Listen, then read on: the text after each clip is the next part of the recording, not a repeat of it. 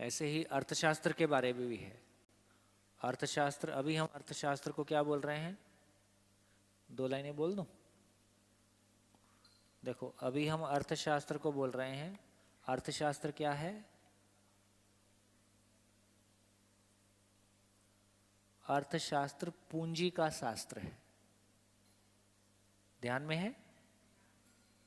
हैं कोई पढ़े लिखे लोग? मूड़ी, पूंजी को मूड़ी बोलते, मूड़ी का शास्त्र। पूंजी का शास्त्र है या धन का शास्त्र है, ठीक? और इसका मतलब अर्थ बराबर धन है, ये अर्थशास्त्र ऐसा कहता है। अब यदि देखें कि पूंजी क्या है,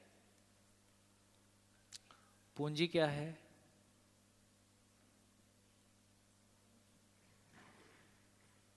पूंजी क्या है?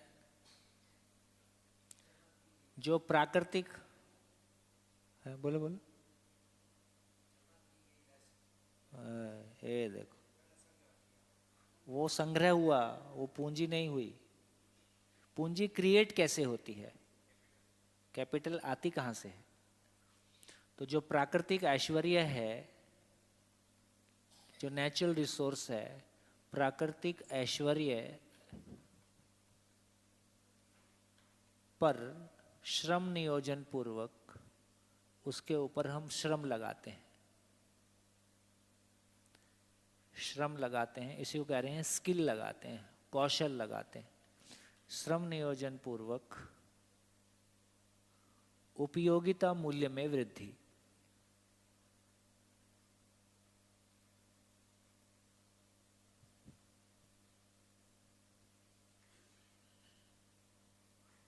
इसका नाम पूंजी है।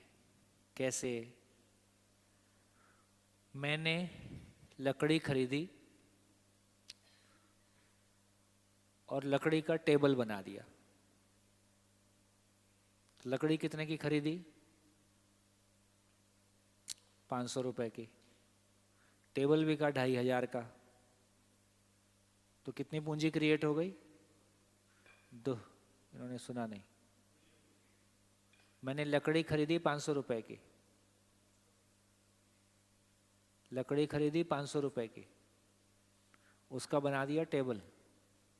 टेबल बिका 2500 का। तो कितनी पूंजी क्रिएट हो गई? 2000 की पूंजी क्रिएट हो गई। इसका मतलब यह हुआ कि पूंजी कैसे क्रिएट हुई?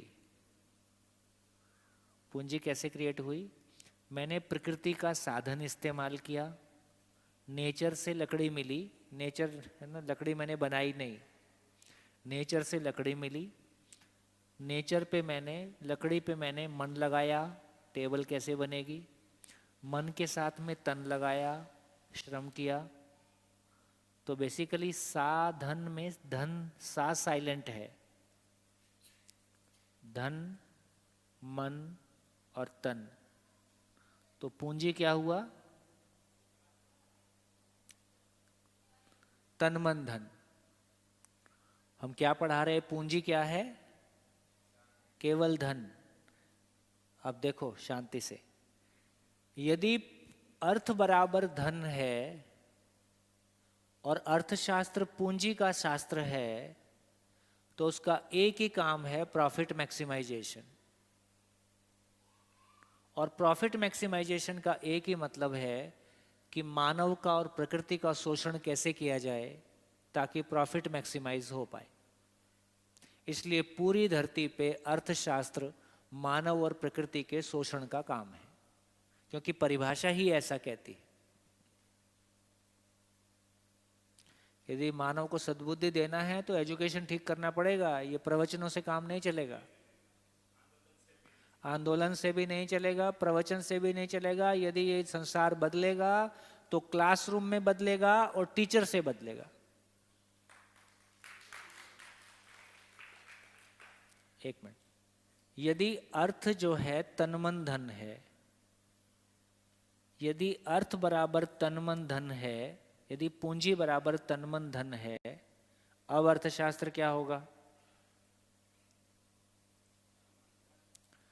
अब अर्थशास्त्र होगा कि प्रकृति को संरक्षित रखते हुए, क्योंकि तीनों फैक्टर एड्रेस करने पड़ेंगे अब, प्रकृति को संरक्षित करते हुए, मन के प्रसन्न रहते हुए, तन के स्वस्थ रहते हुए, दूसरे के तन के लिए दूसरे के स्वस्थ रहने के लिए हम क्यों उत्पादन कर रहे सारा? दूसरे के जिंदा, उत्पादन की कुल हैसियत इतनी ही है कि किसी के जिंदा रहने में काम आएगा। तो प्रकृति को स्वस्थ रखने हुए, मन को प्रसन्न रखते हुए, अपने शरीर को स्वस्थ बनाए रखते हुए, दूसरे के शरीर को स्वस्थ बनाए रखने के लिए जो गतिविधि है उसका नाम अर्थशास्त्र है। ये एक नोबेल प्राइज का काम है। आएगा वो समय, आने वाले समय में आज भारत की कुछ यूनिवर्सिटीज इस पे पीएचडीज कर रही हैं, कल विश्व की तमाम यूनिवर्सिटीज इस पे पीएचडी करेंगी। वो दिन बहुत दूर नहीं है, 10 साल, 10 से 25 साल। तो इस तरह से पूरा अर्थशास्त्र बदल जाता है। तो कुल मिला के मामला इतना हुआ, बार बार एक ही बात बार बार बोलता हूं कि हमने जिंदा रहने को जीना माना है।